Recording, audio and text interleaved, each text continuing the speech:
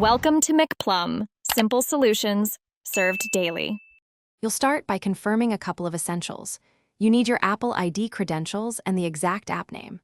Once ready, unlock your iPhone and open Settings, tap your name at the top, then choose Subscriptions.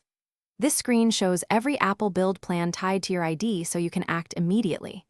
If a subscription is missing here, make sure to check the App Store account page or the app's own billing. Some services bill externally and won't appear in Apple subscriptions. You'll now tap the subscription entry to open its details. Here you see the renewal date and plan tier.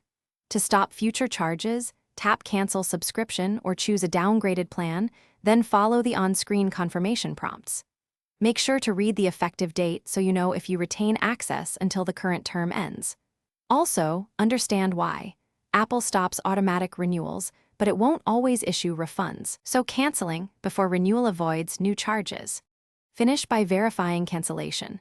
Watch for an email confirmation and refresh settings, right arrow subscriptions to ensure the status changed. If the service billed you outside Apple, contact the developer or your payment provider because settings won't control third-party charges.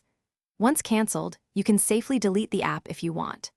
If anything goes wrong, like charges still appearing, sign out of your Apple ID, sign back in, and contact Apple support with your receipt. That step often resolves sync or billing display issues.